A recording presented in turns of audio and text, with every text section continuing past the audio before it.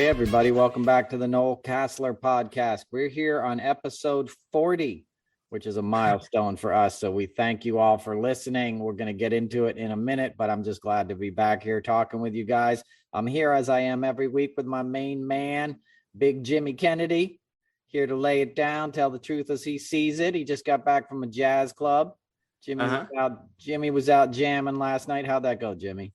Fantastic, man. I went to the world famous Jazz Kitchen here in Indianapolis. I covered it for my college station, 88.7 WICR.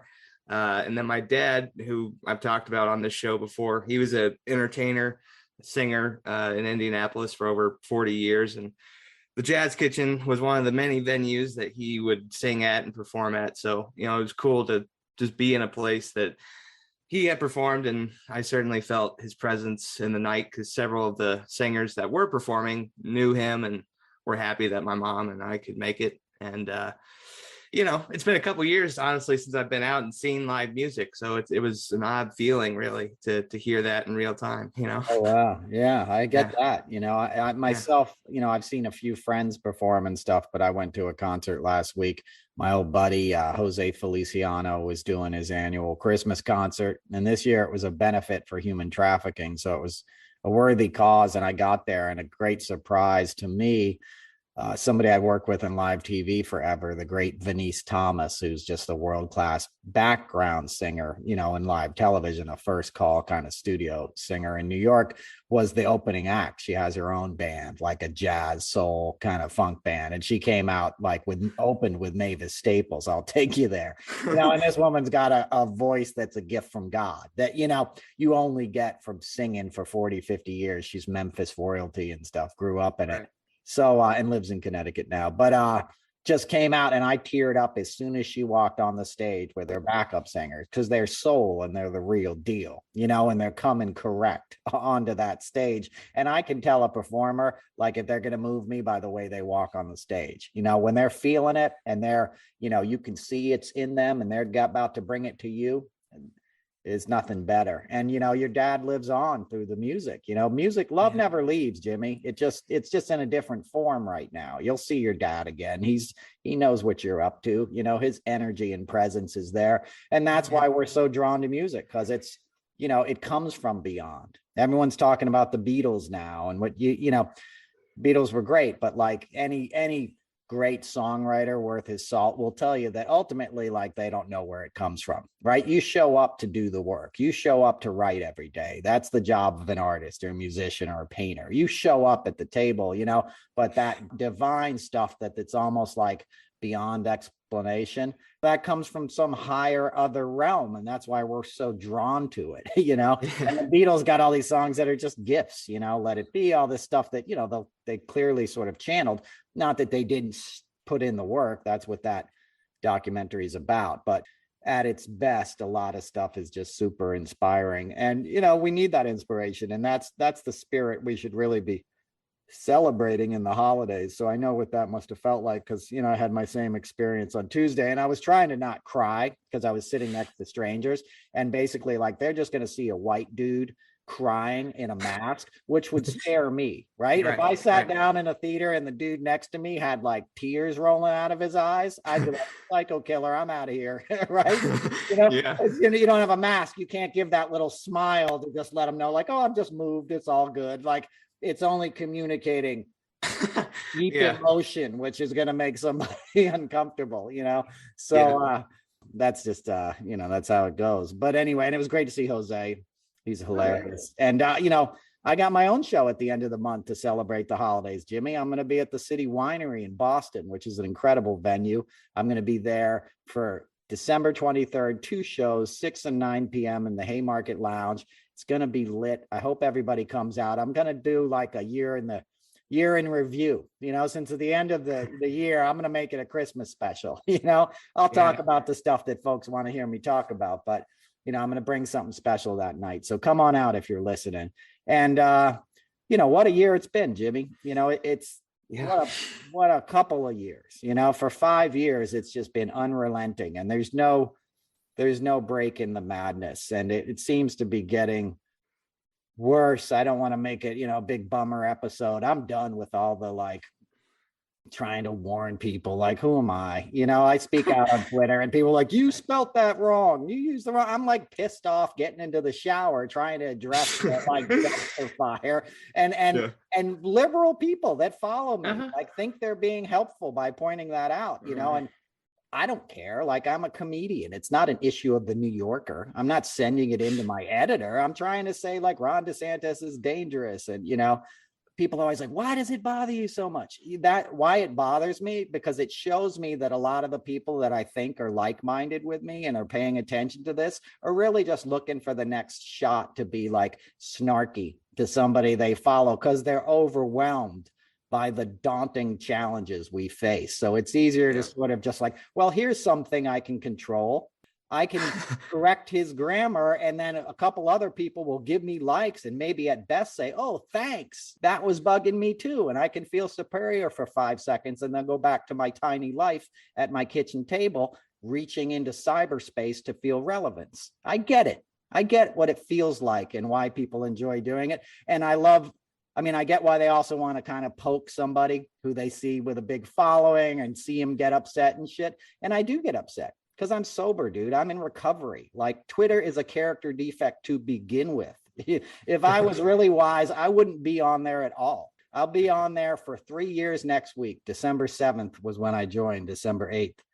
And Kathy Griffin retweeted my stand-up and it went viral. And that's how come most people even know I'm on Twitter. Because I wasn't before that. I wasn't on social media. When Trump got elected, I shut down my Facebook, all that kind of stuff, because I knew it was the tool that allowed him to get elected more than anything else. Trump wouldn't have become president in the 90s, in the 80s, before social media, it wouldn't have happened.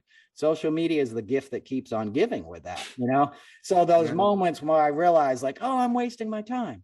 And it's not like it's all bad. I got followers that come out to my shows that I never would meet. I meet their families. My man Gus is coming out with his kids to Boston. He came out to Norwalk. I met all these teachers and cool people in Annapolis. So it's wonderful. Met me. I met you. Yeah, I do a lot of podcasts. There's a lot of cool people who follow me. Senators, movies, whatever. I make a Beatles joke and Paul McCartney's guitar player will reply to it. There's a lot of fun things on social media, but it's also draining and exhausting. And I find it particularly disheartening when I just realize what we're up against and that some people you can have all the emojis in your bio you want about blue waves and we're going to get them. And then you're just being snarky to other people on there. You're not helping. Because not that dudes like me are helpers, but dudes like me will be like, all right, dude, what's in it for me? I don't get paid for telling you Trump's on Adderall, that he used the N-word, all this stuff. I'm only doing it because nobody else would tell you the truth about this guy because there was too much money to be made. CNN wasn't going to tell you. NBC wasn't going to tell you. It's easier now to talk about Biden's dropping poll numbers than it is to talk about the truth. It came out this week that Trump had COVID and went to a debate with Biden. That's the dude I knew. He was a psycho killer. There was things they hid about Trump that he did that were so abhorrent, Jimmy, it would blow your freaking mind. And they got him out of there instead of calling the police because Trump had police on his payroll, right? Mm-hmm. So they're like, well, who wants that trouble? He's got an NYPD sergeant standing right next to him named Keith Schiller, who'll come over here and beat my face in if I go ask that girl why she just ran out of his room crying. Right. So they just let him get away with it. And other lawyers will pay off the victims and pay the porn stars and all this kind of shit. So it's a system. And Trump exists within a system that has a lot of other wealthy people involved in it. And a lot of media interests can make a lot of money off it. So they don't talk about it, and it comes and goes, a revelation like that. The dude had COVID, went to a debate to take out his opponent. That's why his kids didn't wear masks. That's why they took him off in a grand gesture in the front row. They probably blew as hard as they could in Biden's direction. No joke, because they knew, look, Biden's in his 70s. He gets that thing. He's not going to be able to run, or even if he gets sick, they can exploit it. And they obviously also held the news that he had it to make Trump feel, virile and all that kind of stuff, because they see it as a weakness, But that should be so insane. It should be like, stop the press. Let's raid Mar-a-Lago right now. You basically were attempting murder on your presidential opponent as a president of the United States. And it's yet another thing in the litany of stuff that keeps going and that nobody can stop. There was a white supremacist rally yesterday at Lincoln Memorial on Saturday. We're taping this on Sunday. You're hearing it tomorrow, Monday. But when I lived in DC in 89 to 93 and 4, and then before that as a kid, if you told me that a parade of 200 white supremacists were about to walk down the mall, you know, and be protected by the cops, I'd be like, you're tripping. Those dudes will get murdered. You know what I mean? Yeah, like, and the fact that we just, that's a group of white supremacists marching down the national capitol, like it's just normal now. That's insane, you know, and that is a symbol of something so deeply broken in this country that not enough people are truly calling it out. The AG is doing whatever the hell they're doing, asleep at the wheel, afraid to rock the boat too much, buying time, and time's not on your side. These Koch brothers got more money. The Republicans got a bigger voice than we have, you know, and they have these angry people. And we'll get into it in a little bit about this kid. But the main theme, you know, this kid who just shot up another school this week, more than anything I've said to you, Jimmy, is I worry most about the kids that are getting raised in these MAGA homes. Because you're breeding monsters, you know, and some of your congressmen are begging people to do that. Madison Cawthorn was like, raise your boys to be violent. It's seen as a virtue now, picking up an assault rifle. And it's also seen as a quick way to the big time in the right wing, because they made a hero out of Kyle Rittenhouse. Kid will be a millionaire by the end of the year. You know, he'll be a congressman in 5 years if we don't stop this shit. Anyway, you go. Well, you know, I'm from Indiana again, folks, in case you didn't know, which is the birthplace of the Klan. And, you know, my dad had to play events in public spaces, and sometimes he would run into like Klan rallies that were either anticipated or, you know, one would come by and he'd have to deal with it. And this looks like a more militarized KKK to me, you know, that kind of marching down the mall. And those guys, they're wearing masks now. So why? To hide their identity, because they don't want to be identified by their job or somebody else. And you're absolutely right, man. You know, my generation is woke to what's going on, but I don't know if they're necessarily wanting it to change. You know, as much as they want to see their friends succeed, they're also wanting to maintain what they grew up with their parents. They're wanting to keep their lifestyle afloat. And talking about like Trump and how he tried to get Biden sick, you know, Trump's a UFC fan. And in case you haven't watched UFC, you can knock a guy out, you can like beat him up to the point that he quits, or you can submit the guy. Like a UFC fighter, you know, the Ukraine impeachment didn't work. His pressure with the Georgia AG didn't work. You know, one of the tactics he's now using is a disease that could have killed a 78-year-old man, former VP. Like anything that this snake can do to stay in power, he's going to do, including coughing in a guy's face. Like, that's just pathetic. Of course, because he gets away with it. He exploits the system. He exploits reasonable doubt and the honor system. And people who don't even like him will defend him and not even understand it because they don't even know the full story. You know, and you addressed a lot there. So let me go work backwards. Okay. Yeah. Trump murdered his 3 executives. Okay. You can't prove that. I can't prove that, but I guarantee you that's what went down. They were cooperating in an investigation into money laundering in Taj Mahal, one of his casinos in the 80s. His 3 top executives, he summons them to New York City to do the press for a boxing match. Why do you need the CFO at the boxing match and the president and the vice president and the CEO of your casinos, right? He gets these 3 guys to come to New York City, do a match, you know, do a presser or whatever, you know, Trump Tower or somewhere for the match that's going to be that night. And then he sends them back on a rental helicopter. Okay. This guy had a fleet of helicopters at the time with his name on the side of it. He doesn't get on a toilet unless his name is written on the side of it with painted gold, right? But he told everybody, I was going to get on that helicopter too after it crashed. No, you weren't. You weren't going to get on a rental helicopter out of Lincoln Park, New Jersey, but your 3 executives were, and somebody knew they were going to get on there. And guess what? That helicopter didn't make it back to Atlantic City. It went down in the Pine Barrens on a clear day without a single Mayday call because the rotor broke off, right? And the NTSB investigated it, and it was a hairline fracture caused at the, you know, just a freak accident in the factory that nobody caught, even though no other rotor came out of that factory that way, right? And you can put like liquid metal and shit on stuff to bring about those kind of accidents, right? But you hear all that and you're like, oh, that's crazy. All these people were in on it, blah, blah, blah. It could have never happened. So he gets a pass, right? Nobody looks deep into this stuff. And he's always 3 people removed, right? Trump wasn't out there with a nail file working on the rotor. You know what I mean? Somebody who worked for the Gambinos and his partners in crime were out there. That's why Trump never got in trouble. Think about this, is what I always tell people you have to understand about him. He didn't pay his contractors. He built casinos, and then he stiffed the guys who put in the carpets and the brass railing and all this kind of stuff in these casinos, and nobody took a hit out on him. Do you know how messed up that is in South Jersey? If you rip off a carpenter, they can go into a diner and meet somebody who will take care of that for you and get your money. You know what I mean? Or at least send a message real clear to the guy who's doing it to you. Trump did that over and over with impunity, right? What does that tell you? It tells you he was untouchable by the mob because he was one of them. They hate him. He's a scumbag, but he's partnered with him. So that's who this guy is. And my point is, you're still treating him like he's a normal guy. Like, we got to dot your I's and cross your T's. He's 75 years old now.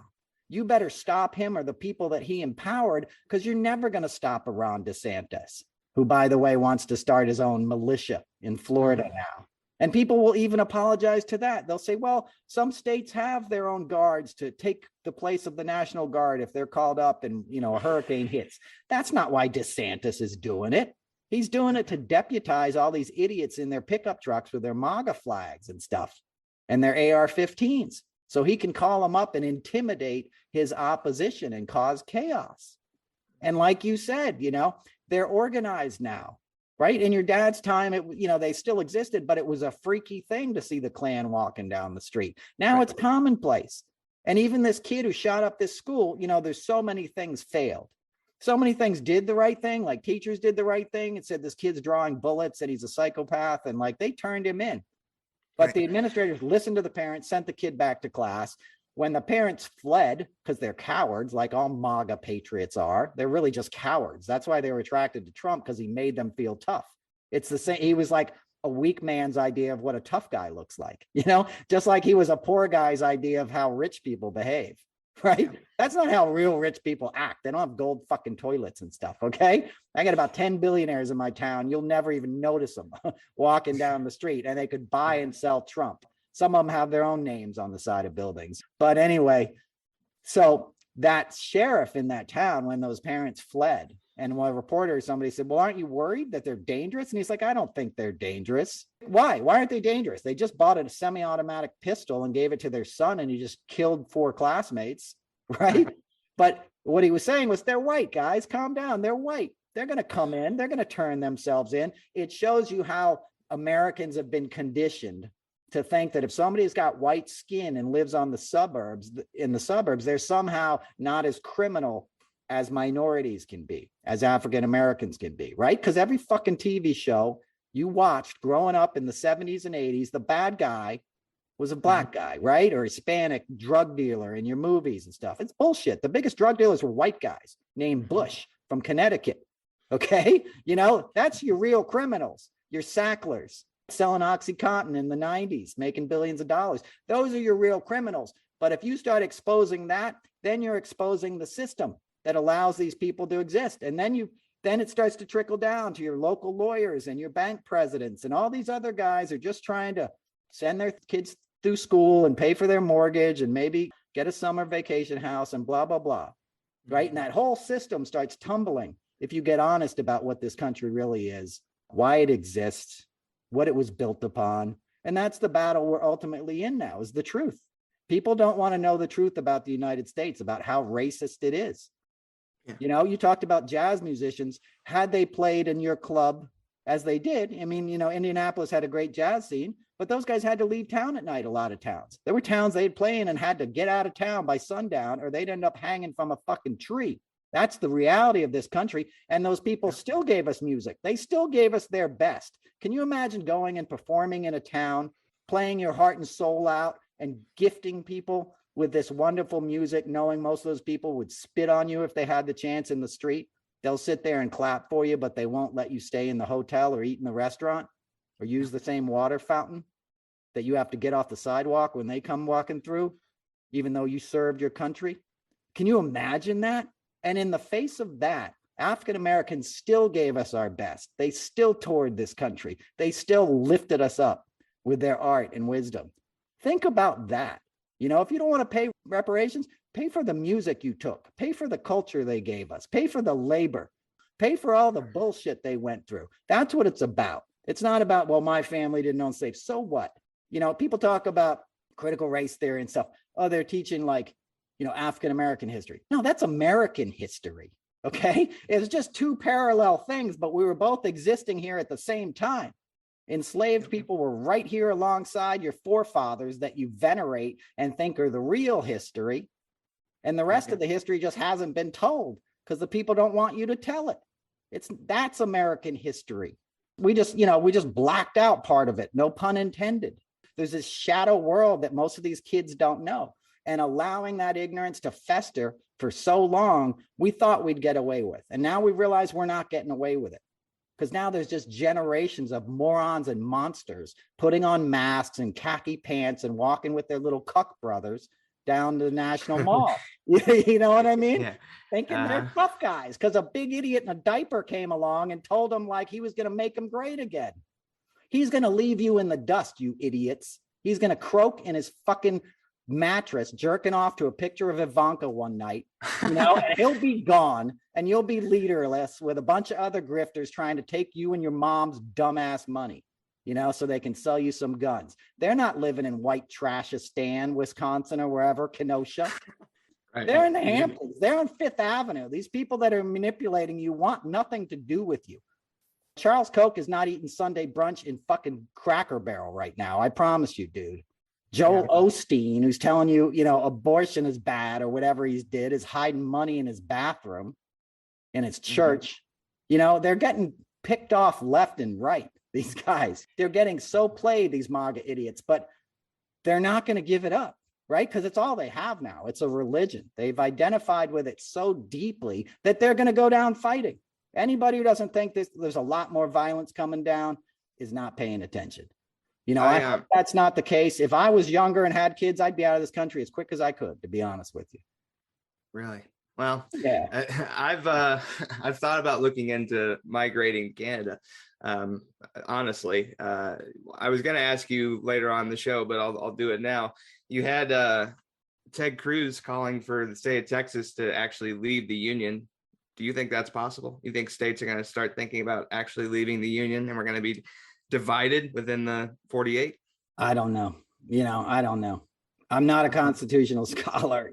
Yeah. I know it's just going to get worse and worse. You know, I think that those kind of states are going to become more and more ostracized. Something like Texas, you know, there's a huge liberal, huge, you know, technology sector in Texas. Like you go to Austin, the people are normal, dude. They're like people leave New York City and move to Austin. It's all just tech bros and male comics. You know, you got your Joe Rogan influx, you know, you got your people that left California during COVID to move there and follow their butt buddy, Joe Rogan, you know, because they think that set's opening for them. But, you know, most of these guys in Texas are not as wacky as the ones that are in charge. But unfortunately, it's like we're being ruled by minority. Do you know what I'm saying? By the Republicans and the people that get the littlest amount of votes. You look at Dan Crenshaw's district, it's gerrymandered like crazy. You know, so that guy he's in Houston and it just looks like a jigsaw puzzle, you know, because they have to carve out all the people that would be like, get the hell out of here. But so, and they fall for that. You know, that's the other thing is that Christianity and that I got a gun and stuff, it's, you know, it's terrifying. I think they'll become more and more like third world countries. And I hate that term third world. But what I mean is like the new draconian abortion laws and stuff, you know, the rich kids will still get abortions, right? The oil executive's daughter gets pregnant at UT Austin will be able to fly to New York City for the weekend and take care of her problem. Right. But other people won't. And that'll create even more societal issues. You know, the thing before the Supreme Court is about Mississippi. That's the worst state you could be born in. Statistically, right? It's 50th in everything, child poverty, education, everything. The water is not even safe to drink in Jackson. So that's the last place you want to be born anywhere in the United States. And you have to be born there now, you know, and you have crazy Amy Coney Barrett saying, well, just give it up for adoption. Now, I can't imagine what it would feel like to be a woman and hear that. that little regard for what a woman goes through carrying a baby to term and having to give it up. That's a scar that never heals. That's a soul-wrenching decision, and a decision that only a woman should have to make, not be forced to make. It's a medical problem for many weeks, and that's the only way it should be treated. It's no dude's business ever. Certainly not a bunch of dudes in white robes that were put there because they had gambling debts, or they were just assholes like Clarence Thomas, who wanted power, who was a sexual predator himself. I was there in DC when he got put on, and that was a fucking injustice. So, and these guys are ruling 9 people, and they'll repeal Roe v. Wade. It's basically a done deal. You talk to the experts, it's the first domino to fall. And they're like, oh, our hands are off it. I'm going to let you talk. I'm just saying, like, their hands, that their excuse is like, well, the Supreme Court shouldn't weigh in on this controversial issue. That is your job. That's literally why it's going to the Supreme Court. So you can decide, because the rest of us can't figure this shit out. The thing that blows my mind, the thing that I can testify to is the way that the virus is still being handled, not imposing mask mandates. It's a violation against the ADA. People with disabilities aren't able to go to school, and I had an ideal situation where I had 2 parents at home, access to money, internet, everything I could possibly need, and I was still ostracized among my group of friends. I had friends, but I was ignored. I was judged. I can't imagine going to school now, having to deal with the virus and the threat of like a shooting happening too. And as someone with a disability, I'm going to be the slowest target and one that stands out, that's what I think about. That's what I thought about. I'll let you finish. But when I saw the video, I don't know if you saw it, but the kids in the classroom that were so brave, and the kid knocked on their door and was like, Sheriff's Department, open up. It's all clear. And they were sketchy. They're like, wait a minute. And they're like, no, bro, it's all good. And they're like, he said, bro, that's the killer. So they all started jumping out of the window. It was the first floor, but they still had to climb over the window. And I thought of you. I was like, what would Jimmy do in that situation? Right. Because they got out of there. They ran and got out of there and jumped out the window. You need some help to jump out of a window, probably. Right. I mean, I'd take that. I'd have your back, Jimmy, just so you know. I'd have your back, okay? Come on. Yeah, you be on my back, dude. Piggyback, Jimmy. Get on. We're getting out this window. But how terrifying is that? I'm not joking about that shooting. It's the most horrific thing in the world. But when I watch it, I'm like, Jimmy's not getting out of that window. Well, man, you talked about like losing people your age from a car wreck. I lost 3 friends in car wrecks when I was in high school. I remember their faces. I don't forget them. I remember it like it's yesterday. And I grew up in a safe place that was never ridden with crime. And I can't imagine a place where I'm supposed to grow and figure out what I'm supposed to do. I'm getting cut down by a bullet because a guy's too weak to get therapy, or he's going to be considered weak by who? What are you trying to prove, MAGA? What do you want at this point? Like, it's chaotic, man. It's unraveling at the seams. Well, and that's the point. It's an act of war. Trump was an act of war, Jimmy. He was put there by Putin to destroy things. Trump does one thing good in his life. He breaks things. That's all he does. He's the guy you bring in if you want the business to fail. Okay? That he's a money launderer's best friend. Because then when the business fails, the money's clean. They pass it through for a while, and then it looks legit, and they can write it off in debt. There's all kinds of little tricks. And somebody like him is the perfect beast for that. That's what he is. He's basically was a professional money launderer, And I don't know how long the government has known that. They're not just finding it out now, though. Yeah. So like, my point in that is like laundered money propped up this economy. And when the real estate market collapsed in 2008, there's billions of dollars that come in and out every week in drug trafficking. Somebody wants a piece of that. So Trump was installed by Putin to create chaos and divide this country. And social media, all the bots, all this kind of stuff, it was designed. They micro-targeted people like those parents. Uneducated, resentful people who clearly, like, their lot in life has been falling over decades for a variety of reasons, most of them because of Republicans. making corporate like boards more important than human beings, and allowing everybody to move factories over to China so the CEO can make $20 million a year and some 12-year-old can make $1 a week assembling your iPhone or something, because everybody wants cheap goods. That's the other thing. Everyone's pissed now, inflation. You're buying some cheap crap in Walmart. Like we don't invest in America. Putting a bumper sticker on your car and hanging a flag off the back of your pickup truck is not the same thing as investing in America. These guys fled into Kia. They fled into Korea's kicking our ass. All their products are better. Let's be real. Samsung, you want that TV. Kias look awesome. Like, so even they know, make America great again in my Korean car, And I'm not dissing imports. I'm saying like they don't even know which end is up. They're buying MAGA hats that are made in China. They don't even know why the factory closed in their town. But they know Reagan had a really cool commercial and hated black guys, and so did their grandpappy. And grandpappy voted for Reagan, so I'm voting for Trump. Do you know what I'm saying? It's generational. It's why the Koch brothers destroy education and healthcare and Social Security. They don't want you getting smart. As I said last week, they want expendable serfs to fuel their ambitions and stay out of their business. And their business, for the most part, is using public resources to make enormous amounts of money. That's what the oil business is. That's what all these pipelines are about. They're making a very few people very wealthy at the expense of us all in selling you on the idea that you have a God-given right to $3 a gallon gasoline. So you can drive to your minimum wage job and work a 12-hour shift behind a counter in 7-Eleven, selling people crap that's made in China or food that's poison and stuff, and then go home and watch your TV and get your Game Boy. And all this powerlessness that you feel in your life can be gone in a moment if you buy this big rifle. Now you can buy an AR-15 and be a superhero. And the reason your life sucks so bad is because all these other guys came here and messed it up, and these liberals and these communists, right? And you couch all that in a charismatic leader, which Trump was, right? He's a fool to the rest of us, but to anybody with a brain, Trump is the biggest idiot you ever met, right?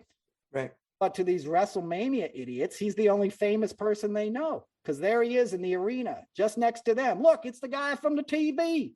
Let's take a selfie of him. He's telling us we're great. Then he's getting on a private jet and going back to his golf club and having sex with a 14-year-old with Jeffrey Epstein. And he's still got you thinking he wasn't involved with him. So the whole thing is an act of war, Jimmy. And it's a scary one because we weren't prepared for it.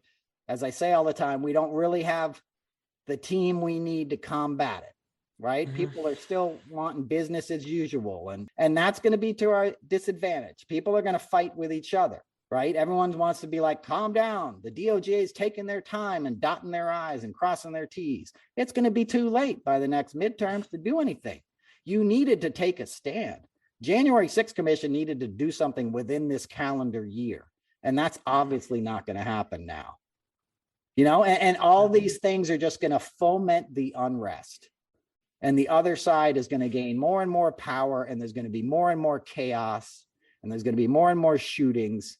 I don't want to make you cry, Jimmy. I'm just saying. Well, what breaks my heart, and I one of Jimmy's picks from last week was that Tyrant docu-series on Netflix. It's like Trump and his goons have figured out, and it's obvious, but when you're evil, this is your MO, like when you're too tired, hungry, and poor to fight, you give up. You just eventually relent to the BS around you.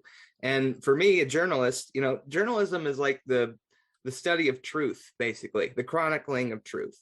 What the hell is truth? I've mentioned this before on the show, but like the objective that I thought I would go on, the path that I would have, not that I'm going to be some kind of truth teller, but the whole concept of the business has been turned on its head. So for me, it's kind of difficult to figure out what the next step is. Like how am I going to navigate a world where it's your truth versus mine? And that was the biggest sin, Jimmy. And allowing corporate media to do that, to put on Kellyanne Conway, who said it's alternative facts, and for Chuck Todd and all these idiots, CNN, to keep both siding the issue. Once from day one, you should have been banned from TV. Her first appearance, she did a fucking infomercial for Ivanka's clothing line, right? And she wasn't held accountable. That's Kellyanne Conway, by the way, the daughter of a Philly mobster. Okay, she's a mobster's daughter.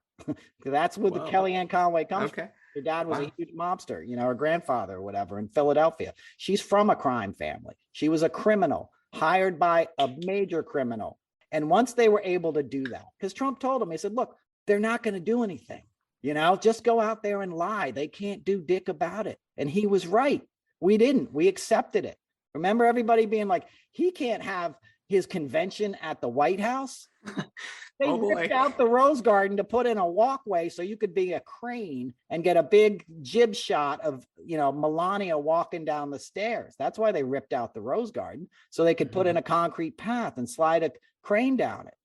That's the only reason. It was a TV show they shot in the backyard. But everybody's like, hey, they can't be using the White House for their political gain. And they did it. And nobody stopped them, like 1,000 other things. And they infected our media, right? And now the only people that are getting taken out in media are like left-wing people, right? Chris Cuomo just got fired, who I know Chris Cuomo, and I knew him. I did the TBS upfront with him years ago. But, and CNN's a TV show. That's another example.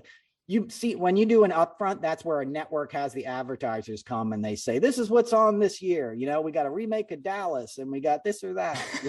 Right. CNN is just lumped in with Conan O'Brien and all their other shows. It's a TV show. It's entertainment. That's the other thing, is people think the stuff they see on the news is news. It's not. It's entertainment. Jeff Zucker was the head of NBC Entertainment before he went to CNN. He was the guy who gave Trump The Apprentice, the green light. He knew Trump was an idiot who couldn't read, who wasn't a real billionaire, right? But he didn't speak up in 2015 because it was ratings gold. Because that same lunatic was standing on the dais calling all the other Republicans around him fat or short or something. And people were like, oh my God, because it was a reality show. That's what it was. And the whole experience became a reality show now. And there's money to be made. And that's what you have to be fearful, Jimmy. You have to be fearful of who's making money off of this. That's what you need to look at. Why is Mark Meadows' book even getting mentioned on network TV, who lied about COVID? Why is Chris Christie getting the biggest publicity tour in the history of mankind? What I mean? That's a lot of extra money reinforcing office chairs so they don't collapse on live TV. You have to get a heavy duty chair for him to sit in because he's over 300 pounds. I'm not joking. That's a production element. Like, he has to sit on a heavier chair. You don't just put a normal little stool out there. Yeah. One clip that I saw this week was Dr. Oz, who's had his own TV show. And he said on live TV, if we have 2 or 3% mortality, then we can live with that. So much for the sanctity of life. You are so full of shit to be saying that like crazy. He's a Turkish guy too. He's an Erdogan guy. He's a Turkish dictator's buddy. Oh, really? There's a long history with Dr. Oz and Erdogan. And Dr. Oz went and fought in the Turkish army. He moved over there to join up with the Turkish army and stuff. So he's got a long, yes. There's a whole thing. Yeah. His whole history is bad news. But the same thing, a guy who was made famous on TV. I love Oprah, but that one's on Oprah because she brought him on, but it's not just Oprah. There's a whole team, but he's an entertainment. I used to do a show called Lip Sync Battle on MTV. Chrissy Teigen used to host it and stuff. It was really fun, but we used to shoot it in this CBS studio next. I think it was the studio we rented at CBS on the West Side. You don't know New York anyway, but Dr. Oz had the studio next door. And I remember whenever we'd be taping, I'd go take their Dr. Oz craft service table and shit. You know what I mean? But it was entertainment. It was it's a joke. And that dude's bad news. He doesn't even live in Pennsylvania, first of all. He lives in Jersey, and if they look into his past, it's not going to be good for him. His brother gave Erdogan a private tour of Google. Any fascists around the world are bad news. And that's what's happening. He's another link in this chain of let's get our guys in there. Let's get a guy in Pennsylvania who's going to be the senator, who's going to be sympathetic to Turkey, to Erdogan, who's a dictator, who, by the way, wanted to kidnap a cleric who's living in Pennsylvania right now in exile. And Mike Flynn took that gig and was going to kidnap the dude. At the same time, Trump was elected president. And yet again, another thing he got away with. Flynn pled guilty twice to federal crimes, lying to the FBI and something else. And he's back as a player, right? Roger Stone. All these guys are out and about. The dude just blew off his hearing yesterday. Jeffrey Clark tried to get the DOJ involved in overturning an election. Okay. An assistant deputy attorney general. Like, that's insane. And that shows you how many Trump sympathizers were in the DOJ. And they didn't go in there and clean house. As I say almost every week, Jimmy, Merrick Garland should have gone in there on day one, said, raise your hand if Trump hired you, you know, and then it should be like, grab your shit and get out.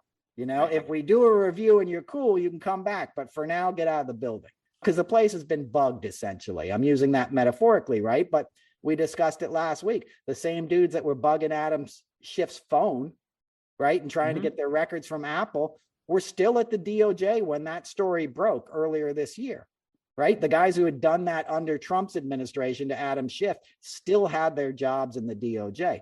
That does not inspire confidence.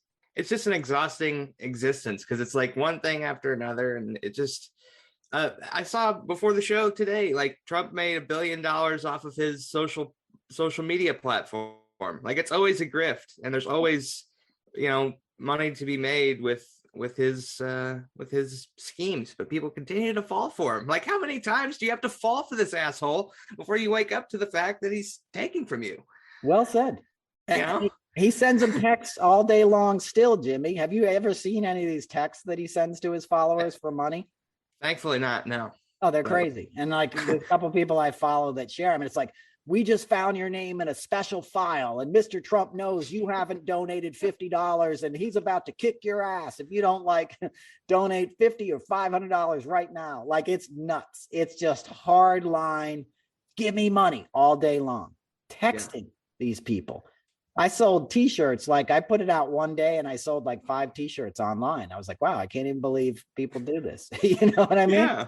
But if you want to support the podcast, I sell t-shirts on my, you know, on my website or whatever. But the point is, I couldn't imagine if I just did that around the clock. What if I was just like, send me money? People do it. People are sympathetic to you and they do it. And it's wrong. You shouldn't be paying Trump's legal fees at this point, because he's not using it for legal fees. He's just keeping the money. And my point is, that kind of direct access to people is commerce. That's what it is. I wasn't trying to intermix my t-shirts. If you are looking for a holiday gift, Noel Casler t-shirts make a wonderful holiday stocking stuffer. They come in high cotton, or what, a high value cotton, whatever you call it. The good stuff, Jimmy. I sprung for like the really soft, nice cotton and everything. I didn't have mine today, but I'll wear it for next week. Right on. But they're silk screen too, so they're done in the real process. They're not just like those knockoff things you buy online. You know what I mean? They're done by a t-shirt manufacturer. You got your CeeLo Green t-shirt on, huh? Yeah, the Lady Killer album from CeeLo Green. So he just released a new one.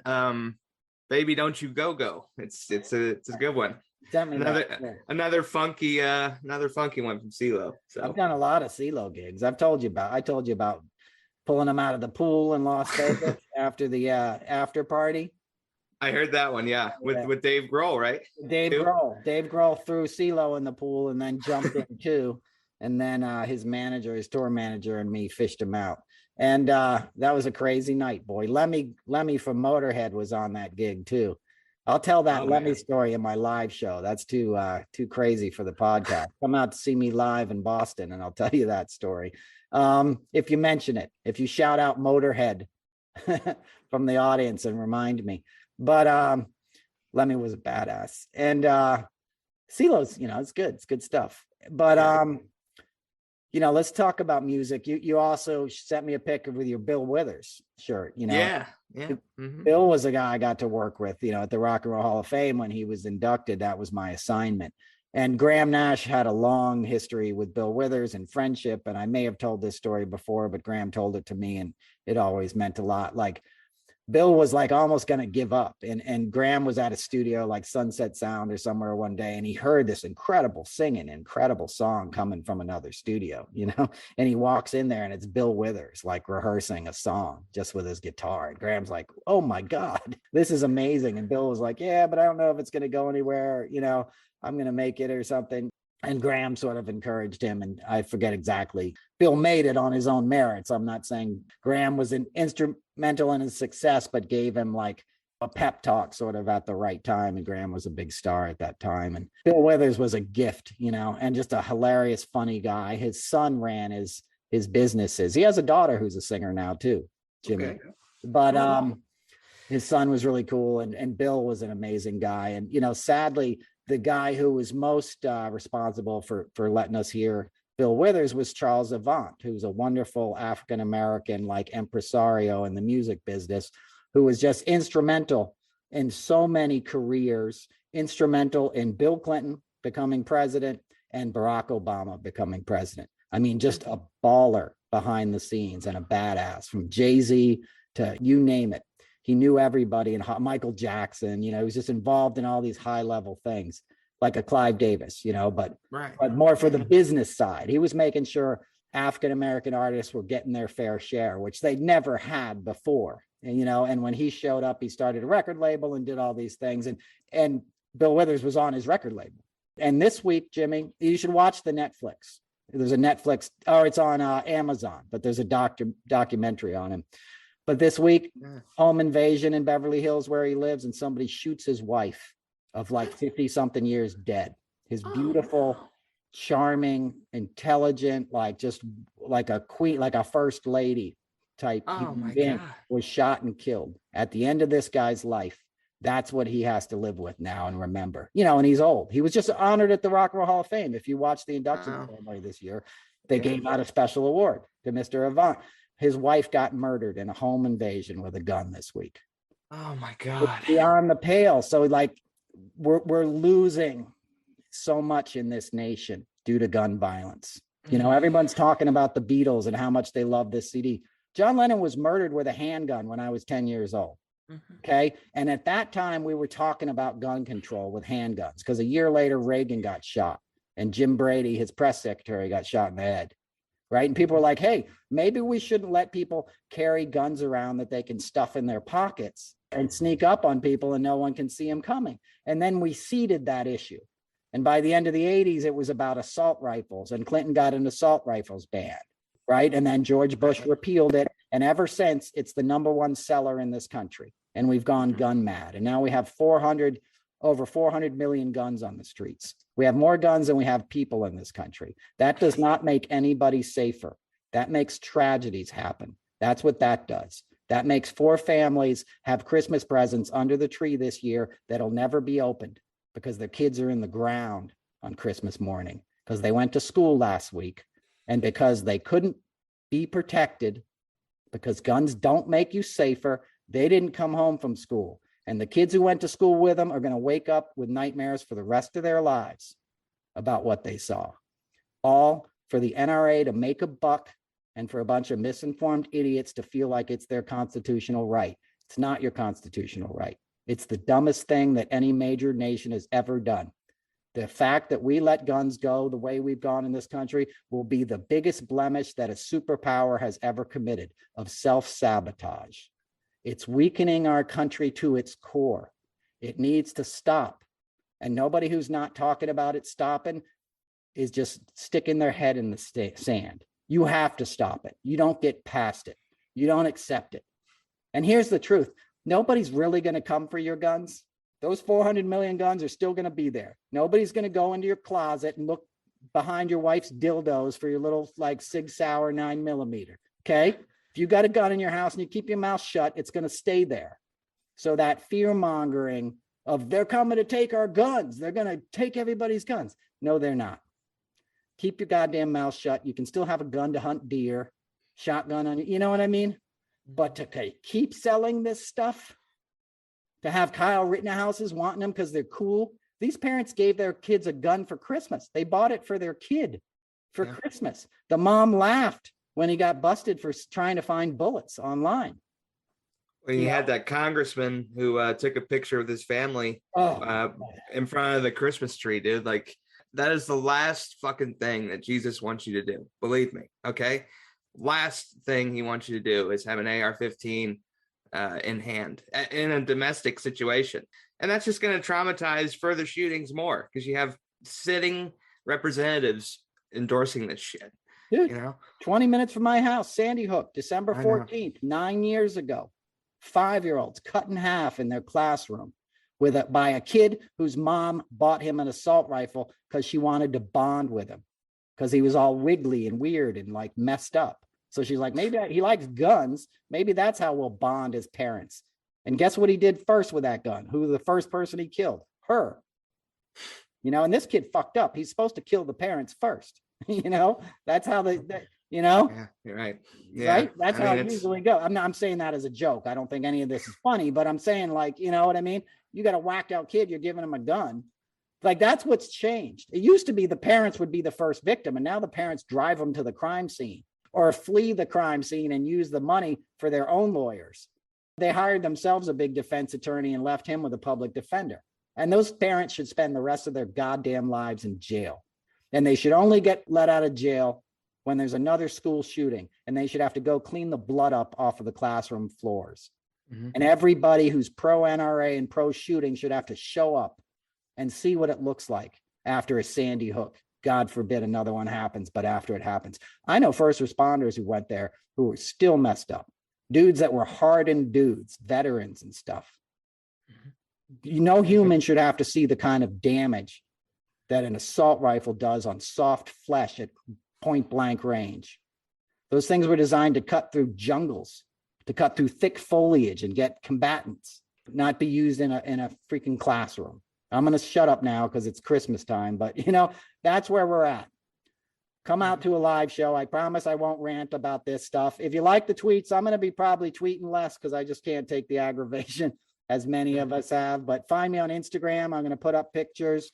I'm going to still promote my shows. I'm going to save up the jokes for the live stuff. So you're going to have to come see me. I'll be at City Winery, December 23rd, 6 and 9 p.m. Come on out. I'll be in New York City at the Iridium, January 26th, 8:30 p.m. I think I'll have a friend of mine open up too. So that's going to be a fun show. And otherwise, you can find me, noelcasler.com. You know where my Twitter is. I'll keep the car rants up and stuff. And I'll be tweeting, but I can't keep doing it the way I'm doing it. 3 years, every toxic relationship has to come to an end after a while, right? 3 years is about the limit. You ever had a bad girlfriend? It takes about 2 years to realize you need to break up. And then it takes about a year to get through the breakup. Yeah. You know what I'm saying? So when you're attached to somebody, man, that's kind of the second half of the breakup is like, oh, she's not with me anymore. And I got to move on. It takes time to heal those wounds, man. So exactly. It's attachment. You nailed it. That's what it's all about. The attachment isn't real love. It's an attachment. It's a spiritual illness. You already have all the love you need inside of you, Jimmy. And, I'll close out with this. I talked to, you do your plug and I'll close this out. For folks that want to check out my stuff, you can visit jbkonair.com. Been doing some writing lately, and that's been healing. So I'm thinking about starting my own newsletter. I'm going to put out some information this week. So if you like what I say and want to hear it or read it in written form, I'm going to start doing a newsletter and see if that provides more healing. But yeah, this is just a freewheeling conversation between two guys concerned about the country, and it seems like each week, every episode gets a little scarier. It was funny. Now it's scary. Yeah. It's just me trying to make Jimmy cry, folks. That's the point of this show. I talked about seeing Jose Feliciano this week, and I'm friends with his kids. His two sons play in his band now, which is wonderful. There is rhythm section, guitar or bass guitar and drums. And it's nice to see them grow up. I've known them since they were kids, and when they were kids, we were all at the Latin Grammys together. This is probably 12 years ago. John Legend was on that show, Carlos Santana, Miami Sound Machine. Like, it was an incredible event. Juan Gabriel was being honored. Most of you listeners won't know who that is, but like the Elton John of South America, real cool singer. But anyway, so we're sitting at this table eating lunch. I've told this story before, but it pertains to what you just said, Jimmy. So Carlos Santana comes by, and I'd seen Carlos in this documentary, and he talked about a friend of his who killed himself. And he said the guy was drowning in a glass of water, right? He couldn't see the big picture. He was drowning in a glass of water, which is kind of like a Latin saying. Mm-hmm. And it always stuck with me. So when I had my chance to talk to Carlos, I was like, Carlos, you said this thing, it really helped me at a dark period. I'm saying this to you, Jimmy, so you don't get too down. He said, you want to hear the meaning of life? Come here, and he made me get up and go. He goes, look into my eyes. And he made me look deep into his eyes. And he goes, the meaning of life is this. The universe has meaning. My life and your life has purpose. The universe has meaning. My life and your life have purpose. You may not know what the big plan is now, Jimmy, but your job is to stay strong, is to feel that spirit you feel when you think about your father, when you hear music, when you see people, in a club enjoying each other with all different colors of skin, dancing together, because we're all the same thing. We're all just creatures looking for love, man. And love will win out over all the darkness. The only thing I know for certain is that, brother. And that's what this is a season of. It's a season of light. We're in Hanukkah right now. That's what all the great religions tell you. Love conquers darkness. Your job is to just show up and be present. Yeah, I can do that. All right. So don't get too down. Go watch some football now, Jimmy. All right. I'll do it. You heading out? Yeah, I think we should end it. All right. Right? I don't want to, people are going to hate me. Every time you cry, I get hate mail. Hey, it adds to the show. So big heart, buddy. No shame in your game. And let me just say, one of the reasons I'm crying is I've only seen my dad cry like 2 or 3 times in my life. And he cried the day that Sandy Hook happened. He couldn't take it. After that, I didn't want anything to do with guns. We can do better. That's all I'm going to say. We can do better. I mean, look, I'm 20 minutes from there. I drive through there all the time. It's trauma. I was working for the Stones the day it happened at my apartment in the city. We had a day off between shows, and I was just like, the world should stop. It shouldn't start up again the next day. And I remember Bruce came.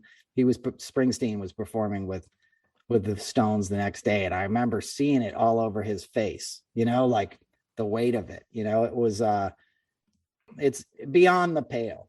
All of these things are just as tragic, but for some reason for that one, it's just like, if you're not going to stop it after that, and gun sales went up after that, it sold rifles, and Alex Jones and all these right-wing guys used it for like their own promotional purposes, and Joe Rogan had that guy on his podcast. That's why I go after Joe Rogan. You had Alex Jones on your podcast, like, screw you, dude. Screw you. And I've been to his Twitter. It's all like disinformation about like COVID and wearing masks and stuff. The guy's a fucking idiot, and he's like a gazillionaire for telling lame ass jokes. There's a lot of money in it. You're not supposed to talk about other comedians. That guy's not a comedian. He makes people eat bugs on a game show. Do you know what I'm saying? He has a podcast and he hosts at the Comedy Store. Ooh, very impressive. You're an idiot. Screw that guy. He hangs out with the other comedians, and they get a lot of publicity from his podcast, so they'll defend him. But he's a moron.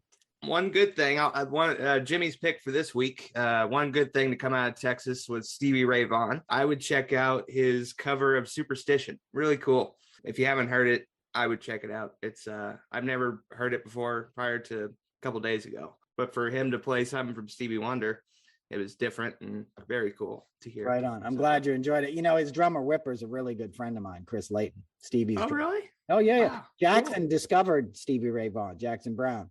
Okay. Bob Glob, Jackson's bass player. They were doing a show in I didn't discover him. Like, Stevie Ray Vaughan was already playing in Texas, and he was hired to play with David Bowie. He played on Let's Dance on the Bowie album. And Jackson was playing in Switzerland at the Montreux Jazz Festival. And Bob Glob, who's still in Jackson's band, an incredible bass player, went down to like the hotel bar.